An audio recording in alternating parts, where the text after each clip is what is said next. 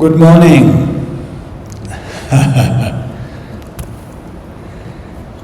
So,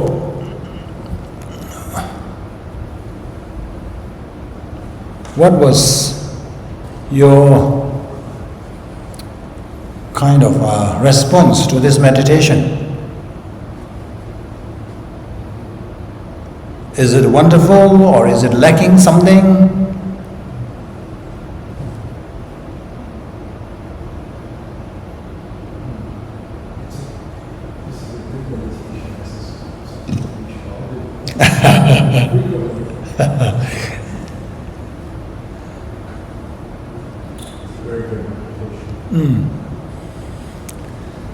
But there's something is lacking, isn't it? In order for this become the bodhicitta, what is it lacking?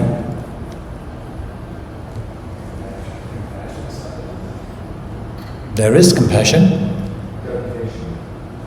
Dedication, yeah. This resolve, this special resolve. You are not going to take any responsibility. You are just wishing and praying for others, but not saying that I am going to take the responsibility. Isn't it? That's bodhicitta. We can always wish and pray, but really to work towards it. Remember, the bodhicitta is all about liberating other sentient beings from the ocean of suffering. In order to do that, Bodhisattva realizes that one needs to achieve enlightenment first. As an ordinary person, there is no way we can benefit all sentient beings. So that's why we have this on top of the compassion. We have this special attitude that I will take upon myself. I will strive towards liberating all sentient beings. And actually, basically saying that it is my responsibility. But at the moment, in this condition, I cannot. When will I be able to do? When I become Buddha, then I will have all the means. So that's why I need to become Buddha first in order to help sentient beings. So this meditation, it is very, admirable. You are really wishing everybody happiness and free, wishing every sentient beings to be free from suffering. But that is not enough. In order to embark on the Bodhisattva's practices, we need to take upon ourselves that particular responsibility. So, before we begin, since we already have that foundation, so now just add that layer that yes, all sentient beings, just like me, they all wish to be happy, they all wish to be free from suffering, but at the moment they are suffering. So I will take upon myself. For that purpose, I will strive to achieve enlightenment. And for that purpose, I am going to spend these 2 hours studying something so that I can use it to facilitate my becoming Buddhahood. So what do you expect from today's class, from this topic? Because you have seen the class schedules and you see the overcoming fear of death and all that. So what was your expectation? Anybody want to?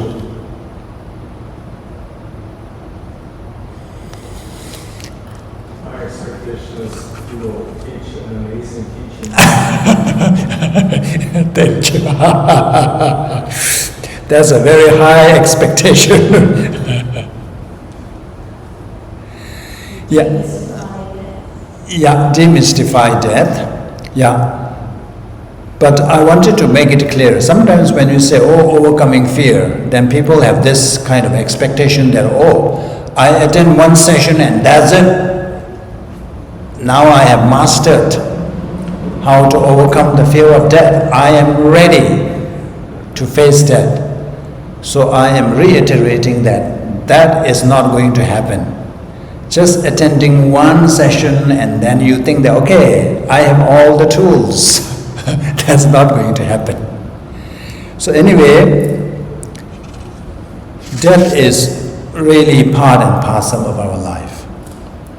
But somehow we don't like to talk about death. I wonder whether maybe our regulars didn't show up, maybe they don't want to talk about death. It is strange in a sense that sometimes we are very clever, we are very wise, but other times we can be so stupid. We think that by just avoiding talking about death can kind of solve our problems, can help us, but that is not the case. I think in society people don't want to accept or acknowledge that death can happen to us any moment. And even for aging, His Holiness makes a joke, or not really a joke, His Holiness recalls this funny experience that he had. It's a common experience when His Holiness traveled to the West and His Holiness would meet his long-time friends. But His Holiness always greeted, my old friend. But he says that the minute His Holiness uttered that, they will always correct His Holiness. Not old friend, long-time friend.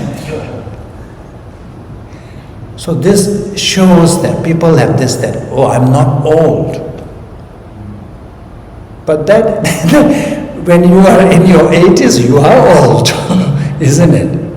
No matter how much, you pretend that you are still young, you are not young. You won't become younger. So likewise, death is same. We have to face it. So that's why it says that, the Buddha himself says that a place to stay untouched by death does not exist.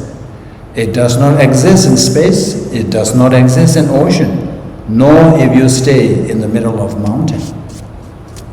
There is no escape from death. Whether you manage to go to moon, or nowadays the obsession is to go to Mars. Even if you go to Mars, death will shadow you. There is no escape. Even the meditators, they go into the middle of mountain jungles, but still death follows them. So we cannot avoid. So rather than avoid and not talk and prepare about it, it is better to really face it. Kind of,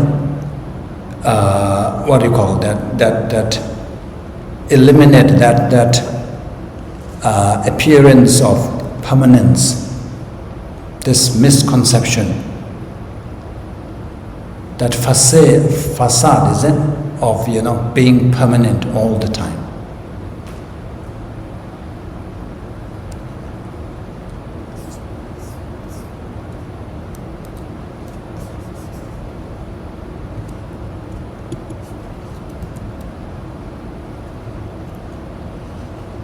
So what are the disadvantages?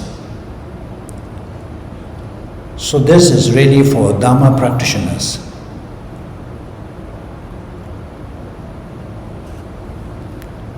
Will not remember to practice Dharma. So this is the thing. Why many of us, and I think you just mentioned that today some people are not coming for classes in the afternoon because there is final World Cup. People they want to watch that. That's so important. So many of us, how many people are on this earth? There are say 7 billion or something. But how many people are into spirituality? Very few. And out of that, how many are into practicing Dharma? Number is so few, so small. And it is because that people fail to contemplate on this death thing. And I think we would know. And at many centers, people come to centers, many of them after they were diagnosed with kind of a terminally illness, when they are faced with some danger to their life, then somehow that wakes them up. And then they started looking for something more than, or something beyond the worldly things. That's how many of them come to center, to meditation center. So that's what happens if you just kind of ignore thinking about the inevitability of the death. Then you don't forget, you get so engrossed in the worldly things. And then the second one is, even if you feel that, oh, I need to do beyond material pursuit, there is something more to material gains in our life, but you will always leave it for some other day, some other time. Tendency is to procrastinate. Okay, let me do this first. Only then I will do something else. So it is very common in Tibetan community that many Tibetans, they know that the importance of practicing Dharma, but something else always comes before that. First, let me do this. I have to do this. I have to make some money. I have to make sure that I have enough money to retire. Or somewhere, let me just wait for my children to graduate, finish their studies. Only then I will focus my time on Dharma practice. And when you procrastinate, when your reason is that there's something else to do, then you will never get to do the Dharma practice. Because when it comes to worldly activities, there is always something. You are never done with that. We say that it is like shaving. The more you shave, the more hair grows. Today you shave, tomorrow you are ready for another shave. So that's another fault. Even if you decided to do Dharma, but it won't be that pure. Your motivation is not really motivated by future lives or this by fear of this. You may do some Dhamma practice, but that may not be pure. Pure in a sense that your motivation may not be pure. Your motivation is still motivated for this life's thing. Still in order to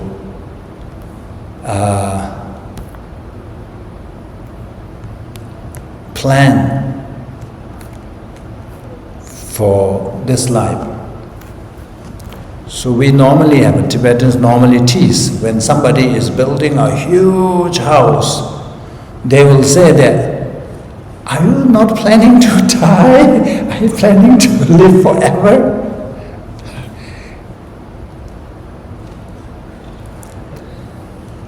Then there is lack of intensity. So, when you are really prepared by this fear of death, you feel that there is no time to lose. Even 1 minute is such a loss. And we have, back in the monastery, we have monks. One that I know of is from my class, our classmates.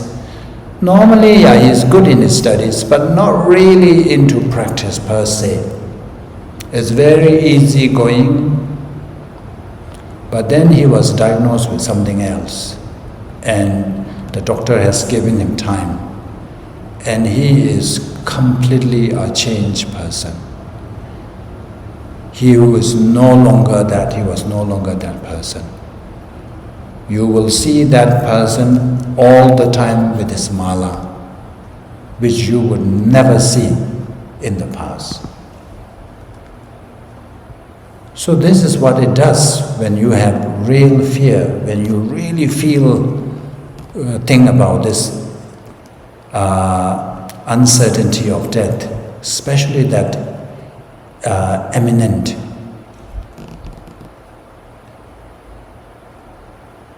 Then it will really propel us.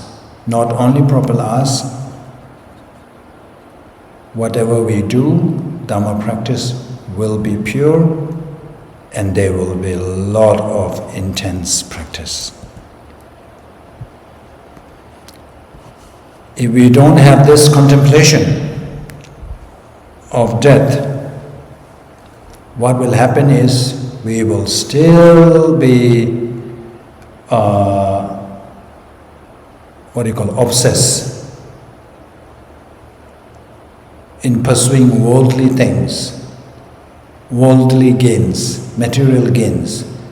In the course of chasing after these, we may engage in all kinds of negative actions. We may engage in cheating, deceiving, scamming, even stealing. And sometimes it even all involves physical negative actions. We may even harm another person just because of our greed. The greed is fueled by this thought that we will live forever. But of course, if you ask anybody, will you live forever? Everybody says, no, I will die sometime. But despite that understanding, but inside there is something that I will not die today. I will live tomorrow. I will be alive tomorrow. There is always this false sense of permanence. So that is the one that is really wasting our lives from the Dhamma point of view. And then in the end, when the time comes, death will not spare us. When it comes, we will die with lots of regrets. If only I had spent much time on this. If only I had done this. If only I hadn't done this. That's too late. Remember this, the top 5 regrets of a dying person. This was a famous book. So these are the top regrets of a dying person. Of course, these are not coming from Dharma practitioners. So this will be kind of worldly things, but still, I wish I had the courage to live a life true to myself, not the life others expected of me. I wish I didn't work so hard, because that takes away the time to be with your family and loved ones. I wish I had the courage to express my feelings. I wish I had stayed in touch with my friends. I wish that I had let myself be happier. So these are, according to this book, these are the top 5 regrets. So now, in contrast, the benefits. So it's more or less same. It will become very beneficial because that will propel us to practice Dharma.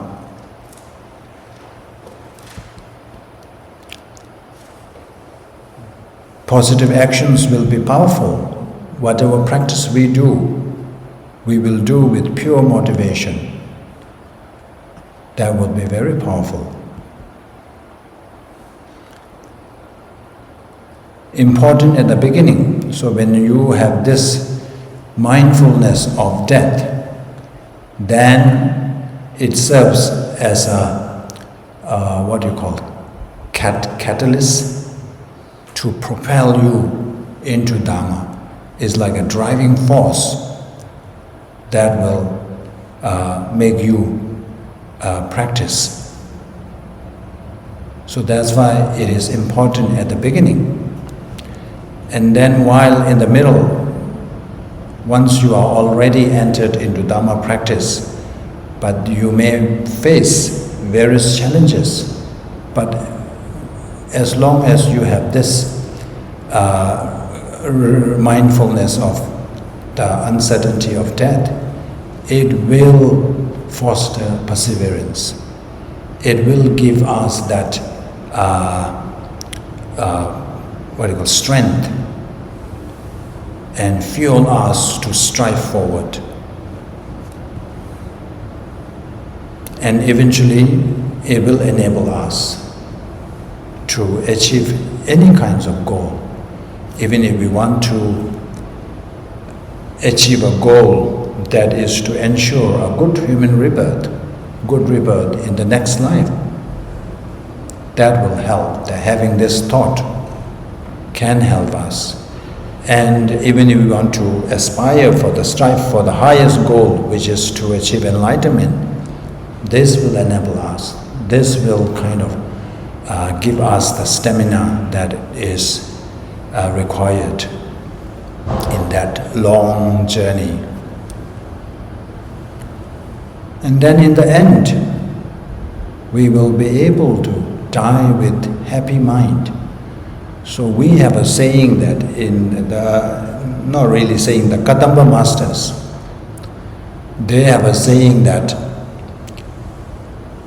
the great practitioners, the top practitioners, they kind of have joy when death comes.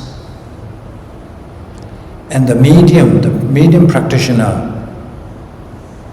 they do not kind of hesitate or do not have this fear. And then even the lowest practitioner, he says that they will have no regret. So where do we belong? Top tier, the middle tier, or I think we don't even qualify. Even at the lowest tier, in order to qualify to be in that lowest tier, we should not have regret. So imagine, I know Anthony will say that he will have no regret even if it happens today, isn't it?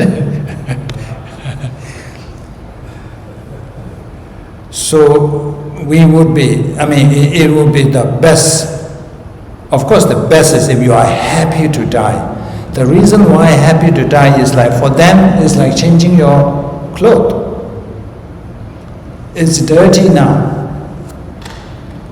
So discard the old clothes, all that rugged. Just throw away, and then put on new clothes. So those are the ones who have reached certain levels where they have the freedom to choose their rebirth. So at least we should aim to die with happy mind, with no regret. And that is very important, die with happy mind. Remember, I think later we will talk about it. So the most important thing is to be able to die in peace. Remember, the state of mind at the time of death is the determining factor. If one is to die with anger, hatred, and all that attachment, any kind of negative mind, then it is kind of guaranteed that one's rebirth will be an unfavorable one. Whereas if one is able to generate a positive frame of mind, happy state of mind, then it is kind of guaranteed that one will achieve a favorable rebirth. So this is so important. So sometimes we feel that if it is that easy, then I don't have to do anything now. I just need to have a positive mind at the time of death, if that's all it takes. But then it is not easy. We need to be familiar with that positive mindset.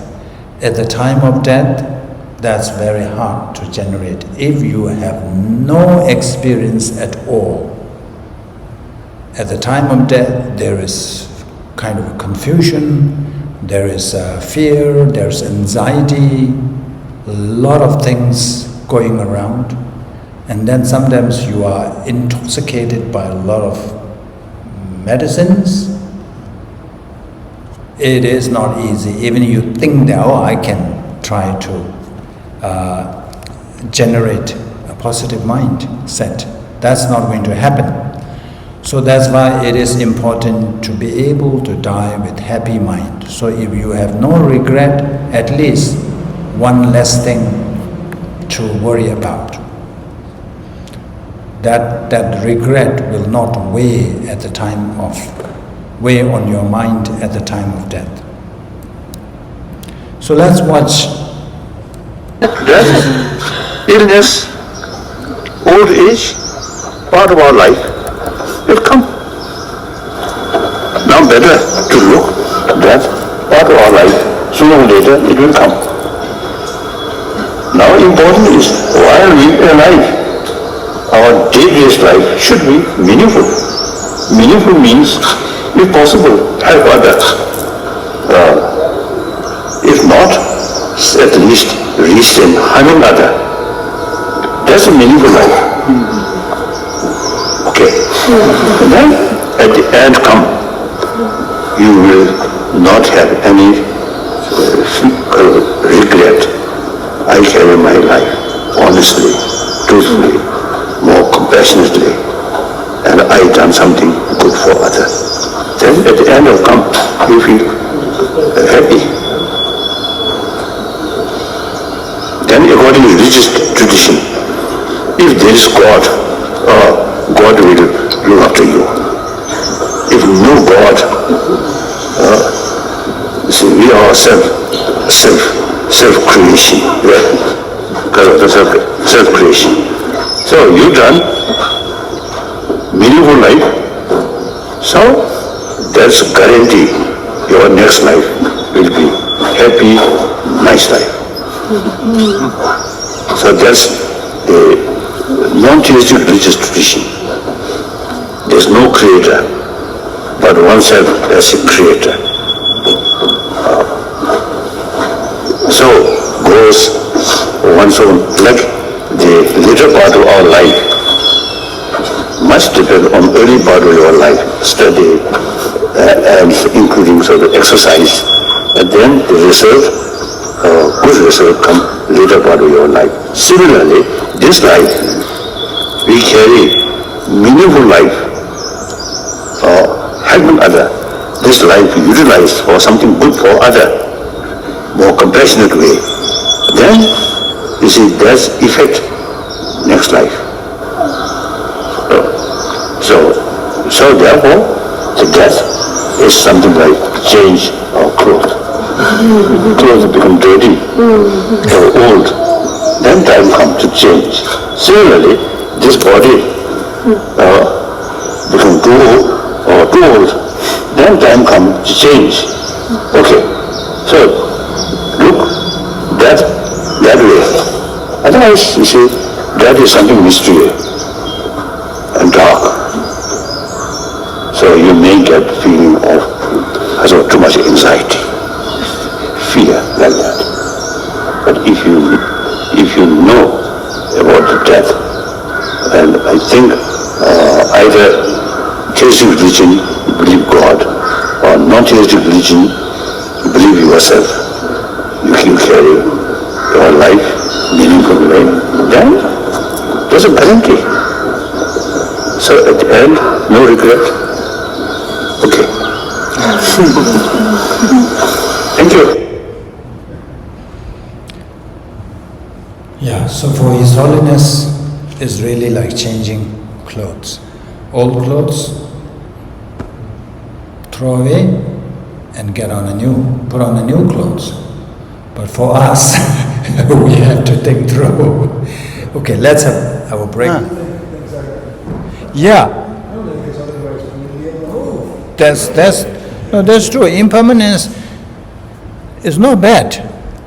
It is because it's not permanent, so there is possibility that our delusions, our afflictive emotions can be removed. Imagine if our anger is permanent, if our attachment, if our desire, if our greed, jealousy is permanent, that would be terrible, isn't it? Then there is no such thing as liberation.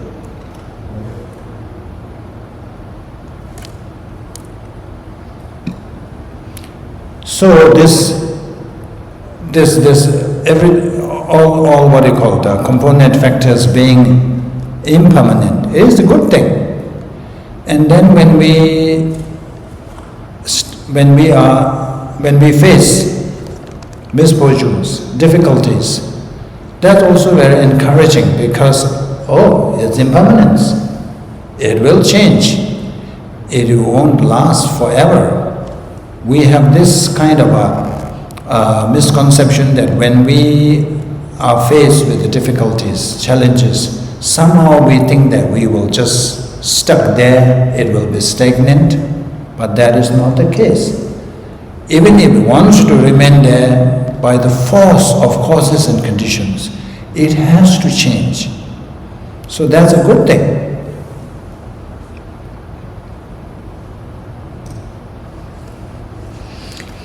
So now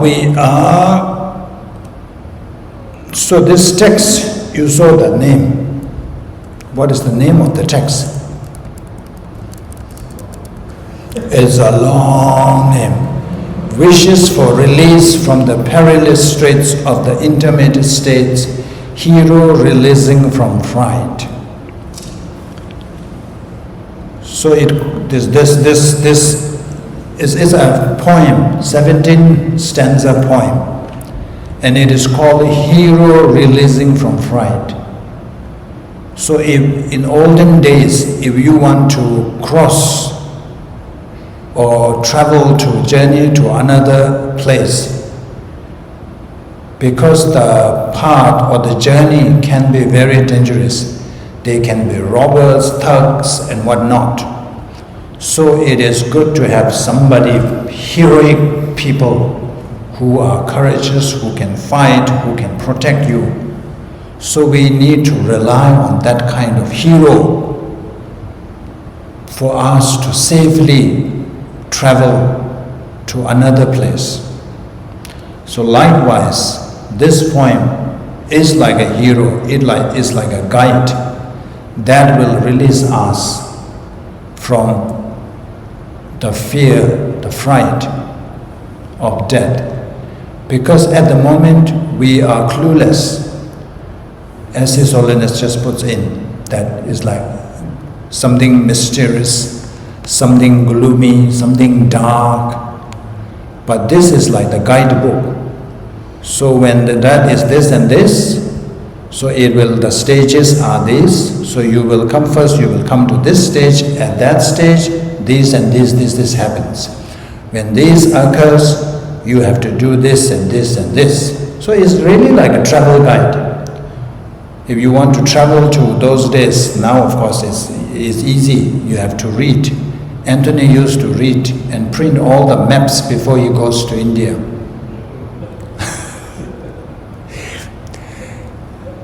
And then, the traveler said, you will from there, you will arrive there, you should try this, but you have to be aware of this and this. What will happen is, this happens, when this happens, you should do this and that. So something similar to like this. So you will come to encounter this stage, at that time you will have this kind of appearances. When this happens, you have to do this and this. So it describes all the various stages.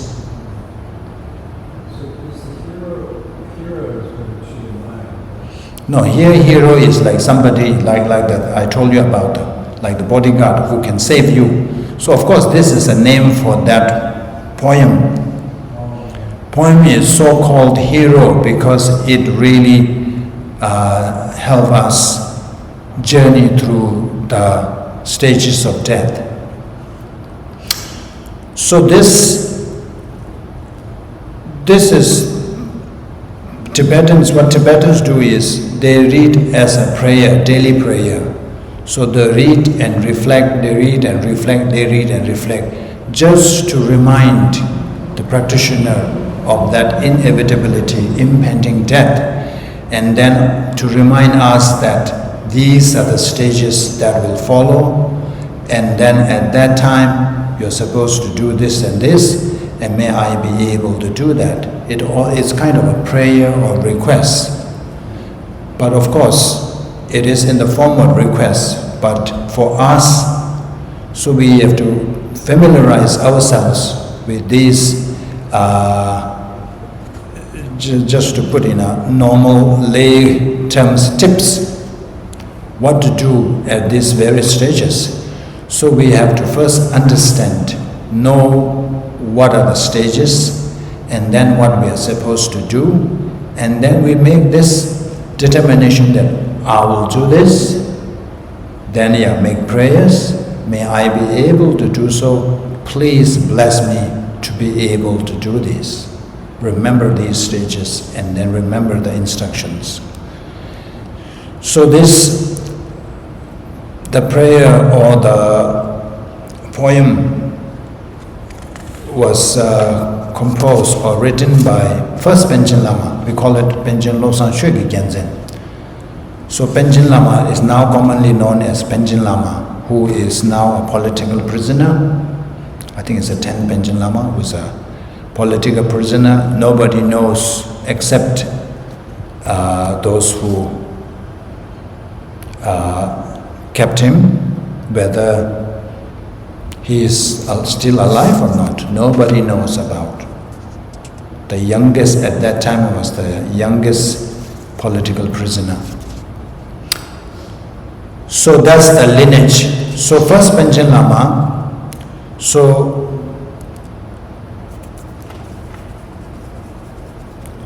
during when Lama Tsongkhapa, so Lama Tsongkhapa has I would say several or many distinguished disciples, close disciples. One of them was Gindundu, who later became the first Dalai Lama. In the lineage of Dalai Lama, it's the first, so it's called Gyaltsen Druk, Gyawa Gyaltsen Druk. So Gyawa Gyaltsen Druk first built the Tashi Limbu Monastery. Tashi Limbu Monastery is in a place called Shigatse. So it's huge learning center. So during that time, there was this another prominent Lama, Bodong Chole Namye. So Bodong Chole Namye bestowed this title to Gyawa Gyaltsen Druk, because at that time, when during one of the occasions when this Bodong Chole Namye asked questions, and Gyawa Gyaltsen Druk answered all that questions correctly and very impressively. So Bodong Chole Namye was very impressed, and he gave the title Penjin. So Penjin means great scholar. So since then, the abbots of Tashi Limbu were known as Penjin. So they were called Penjin. And then what happened was, during 5th Dalai Lama's time, so this Penjin Losang Chögyal Gyaltsen, so he was 5th Dalai Lama's teacher. So 5th Dalai Lama gave that monastery to Penjin Chögyal Gyaltsen. And then His Holiness, at that time 5th Dalai Lama announced that there will be a reincarnation of the Penjin Chögyal Gyaltsen. And since then, the lineage of Penjin Lama began.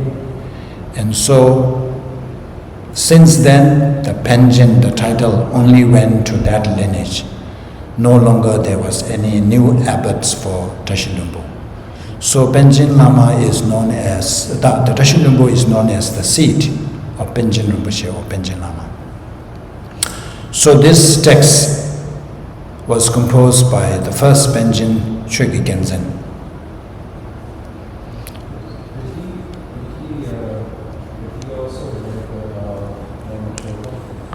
Yeah. So there is this story, interesting story. So 5th Dalai Lama is kind of non-sectarian, known as non-sectarian. So his 5th Dalai Lama was so much into Nyingma tradition. So he used to receive Nyingma teachings and practice. So he respects all the different traditions, not just only focusing on Gelugpa traditions.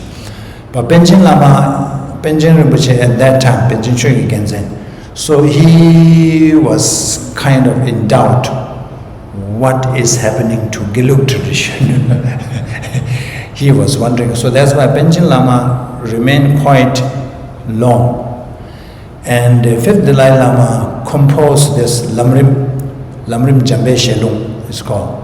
So when, after 5th Dalai Lama composed that Lamrim, and then Penjin Chögyal Gyaltsen read through it, and he was contented. Okay, I don't have to worry. Gelugpa tradition is still safe. 5th Dalai Lama is as pure Gelugpa as it can be, even though he practiced other tradition practices, but still at heart, he is still pure Gelugpa Lama, because that Lamrim Jambe Shelung is really like a Gelugpa tradition. So then, he passed away. So you see, these great beings, they have freedom over death. They can choose.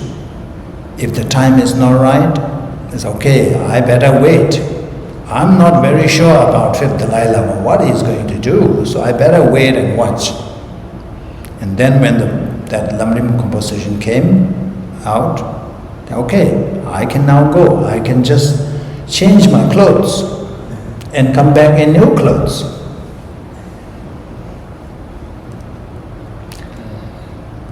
Okay.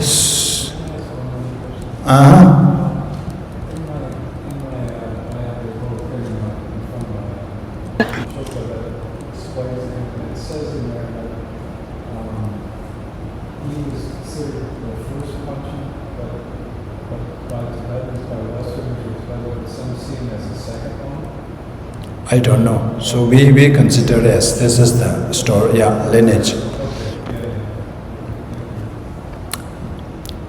So this just overview of the text. So the first, so there are two, I'm going to go through two different overviews. So one is more of a, what we normally, in all the Tibetan classical texts, they all have these headings and subheadings and all this. But this is more of an overview. So the first stanza 1 to stanza 7 explains how to approach dying. So that's why in the beginning I made that remark that just coming for one session is not enough, because this is a 17 stanza poem, and the first one is only to how to approach dying. So this is more like a preliminary. This is before the actual thing talks, what we need to practice. Then from then onwards outlines the first dying phases and meditation practices. So we have these different dissolution stages, so it explains each stages, and at that time what would be the external signs, internal signs, and then at that time what we are supposed to do. And then this stanza 11 and 12 lays out the structure of mind and body according to highest Yoga Tantra. So this is all about the subtle mind and wind. Then 13 and 14 explains the culmination in the innate clear-light mind. So this is the most important.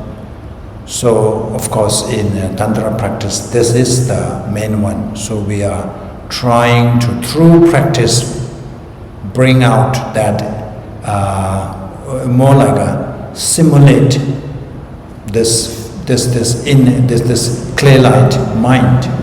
So through practice, of course, when the death comes, we all will experience clear light. But before that happens, through practice, we are trying to familiarize with that. So we simulate that experience, so that when it actually happens, we are ready, we are familiar, and so that we can grab the opportunity and we can really utilize this to our practice. Then finally the 15 and 17 navigating the intermediate state, or this, so in navigating into intermediate state and then the actual rebirth. So that's kind of an overview of the text. So based on the headings, subheadings and all this, so the first one is the prayer of supplication connected with the common preliminary practices. So this is like a common stages of path. This is really first to propel us, just to push us, drive us to practice, to even consider reflecting on these. So there will be part where it talks about the precious human rebirth, the rarity of precious human rebirth, and how beneficial it can be. And then it will talk about how easily we can lose that opportunity. So these are to propel us, to drive us, create this driving force for us even to consider making ourselves familiar with the imminent death. So we have this saying, Nyega Rina Kinar Dotab Me, Tunjen Tongna, Tumen Dawa Pangs, Chiwa Samna, Chimar Dotab Me, Dotab Che, Lende Samna, Pame Nele Dogs. So what it means that if we are able to contemplate on the rarity of this human rebirth, then we will have this feeling, we are able to generate this sense of urgency that we cannot fritter this opportunity away. And when we realize that, when we're able to realize the potential, the great potential of this human body, then we will be able to abandon all the other distractions that we are so obsessed, the worldly things that we spend most of our times, where we committed most of our energy and time. So we will be able to divert those time and energy towards engaging in practices or something that has what you call long-term benefit rather than a short-term benefit. Then Chivasamna, Chimara Totapches, and one of the reasons why we need to continuously contemplate on death is that if we are able to be mindful of this death all the time, then what will happen is we will be always preparing to leave. I think I shared this experience when I was in Atlanta. So I was doing the master's course for 2 years. So I know that I will be there for just 2 years. So when I go out and see nice things, so first I go for it, and then I say, why am I buying this? I'm only here for 2 years. After that I'm going back to India. I see something else. What is the point? So you see this, that helps. And then when I first moved here, I rented an apartment, and those who have visited me, you would know that my tables looks nice, but shaky, cheap one. Even the sofa is a very cheap one, because at that time my visa wasn't short.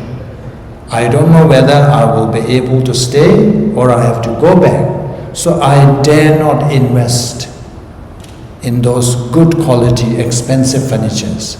So this all springs from this uncertainty that, I may have to leave. So why bother getting expensive things, nice things?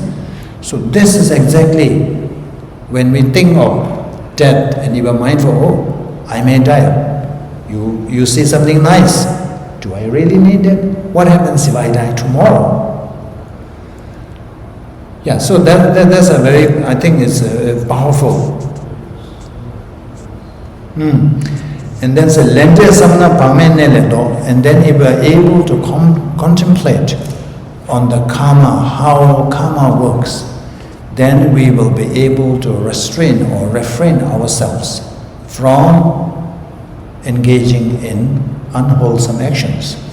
At the moment, as I always repeat this, at the moment, we all have this intellectual understanding that, there is karma, something called karma. Karma works this way. If you create negative karma, you will experience negative, unpleasant results. If you want to experience pleasant experiences, then you have to cultivate virtue. We all have that understanding, but we all lack conviction. Because of that, we don't really, we say this, we have understanding, but we continue engaging in negative actions. Even when we engage in negative actions, we don't even feel or a kind of a hesitation there. So these suggest that there is no conviction. Remember the example I've been using, the poison. If you have a bottle of poison on your table, let's say you happen to enter your kitchen, and then on the dining table there's a small bottle, it says poison. Oh, this is a poison. You will really distance yourself. You will throw right away, because you have this conviction that any amount of that thing goes into your food, or you consume a tiny part of it, there is danger of dying. It can be fatal. Because of that conviction, That is our reaction. But when it comes to karma, no much. That's because there's no conviction. We say it, no conviction. So that's why I said we have to repeatedly contemplate on the karma, how karma works, and then only then we will have some kind of fear. Ooh, even the tiny kind of a virtue, we don't want to miss the opportunity, because you know the result will be something beneficial. You want to, even the tiniest virtue we would want to do, even the tiniest negative actions we want to avoid. So that only comes upon developing conviction, which will arise if we are able to meditate or contemplate on the workings of karma. So that first part, the prayer of supplication connected to the common preliminary, so contains all that. So there will be 3 or 4 stanzas, all focusing on these 4 topics. And then this will be followed by prayer of supplication connected with instructions for the time of death. So that's what we are all looking forward to. What is that instruction? Then the prayer of supplication connected with the instructions for the intermediate state. So what happens? What are we supposed to do when the bardo comes? Finally, the prayer of supplications connected with the instructions for taking rebirth. So first you have to die, and then you go into intermediate state, and then you take rebirth. So these 3 things, how we should take into part. So this is actually more like related to tantric practice as well. So the poem begins with the homage. As with all the texts, it always begins with the homage. So pay respect. Homage to Guru Manjushri. The actual word says Namo Guru Manju Gokaya. So this translates into homage to Guru Manjushri. So this is a common practice that the composer, the author, when they compose anything, especially Dharma texts, they always make homage to their special deity. So this is one reason, is to remove obstacles. And then homage to Guru Manjushri. This is also very important in tantric practice. So one's guru is inseparable. We are to have this view, pure view, that one's guru is Buddha and Buddha is Guru. So there is no separation. So if we view our own guru as some ordinary, whereas the deity as something enlightened, so that is already wrong. So this is also to teach us that they are the same. So we are supposed to have this pure view that Guru and Manjushri are one and inseparable. Tusum deshi chodan soje la tada kanyam do maluba chanju nyingbu parado jabsu chi tijil parado chigli chadu so this is the refuge, bodhicitta and supplication. So this begins with the refuge. I and all beings throughout space and without exception go for refuge until the ultimate enlightenment, to the past, present and future Buddhas, the doctrine, the spiritual community. May we be released from the fright of this life, the intermediate state and the next. So first one goes to refuge. So the object of refuge here is the past, all the past Buddhas. Past Buddhas, present Buddhas and future Buddhas. So in short, all the Buddhas, wherever, how many, all the Buddhas. And then not only Buddhas, the Buddha's doctrines. So here doctrine, is not the actual, is not the scriptural. It is actually the Buddha's realizations, Buddhas and Arhat beings, Arya beings. Doctrines and the spiritual community. So as you know, the spiritual community are those who have already achieved the direct insight into emptiness, who are already classified as Arya beings. So these are the three objects. And then I go for refuge, and in order to show that this is a Mahayana refuge, so it's a how long am I taking refuge in? Not just end of this life. So it says until the ultimate enlightenment, until I achieve enlightenment. It could be thousands of lifetimes. So this is the one that differentiates between Mahayana refuge and I don't know. We normally use Hinayana, so now it's kind of people try not to use that. So basically the Theravadan tradition, so those who are not aiming to achieve enlightenment, so when they go for refuge, it is until this life. So this highlights that this is the Mahayana practice. And then after going for refuge, so this is also to show that it is so important that we have the refuge.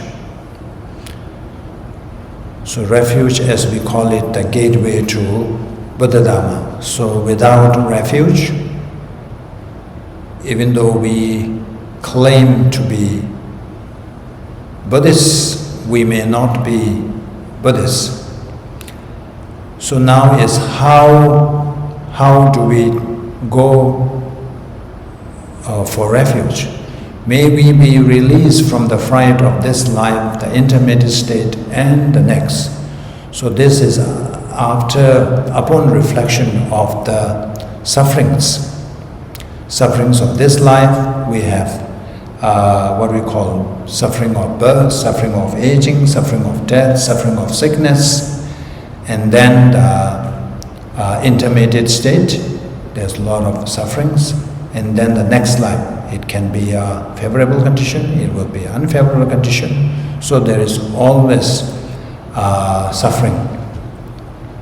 So this is to first to realize or identify the suffering.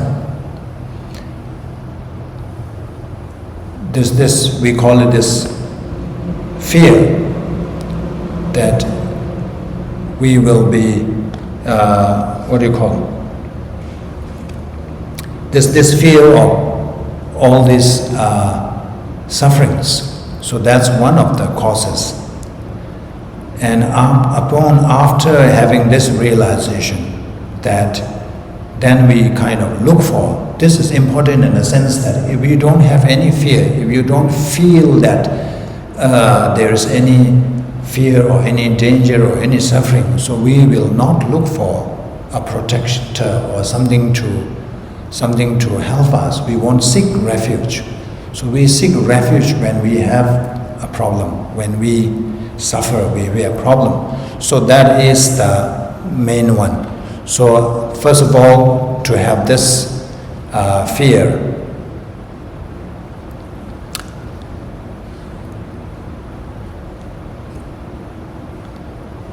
So sometimes when we say that we have to generate fear, and some people may think that this is I don't know, it's kind of not very positive in that sense. But there are fears and fears. So there is a purpose to elicit that fear, that emotion, that experience, because this is a fear that we can do something about it. If it is a fear, something that we cannot do anything, then that is a waste, is really pointless. But here is like when we think of the future prospects, the future fear that we may encounter. And now with seeing that danger, we can do something about it. Oh, the flood is coming from there, I better do something. Either I want to put a barrier, or whether I want to run away, or I want to do something. So there is a point, purpose for generating that fear, so that we can do something about it, so that we can find a way to escape this fear. So for that, we have to seek somebody who can help us from eliminating from this fear to protect us from this fear. So this is, we realize, as the three jewels. So we need to have that faith or that conviction that three jewels are the refuge, true refuge, that they can really benefit us. So with these two causes present, and then we go for refuge. So that's why to the past, present, future Buddha, and the doctrine and the spiritual community, may we be released from the fright of this life, the intermediate state, and the next.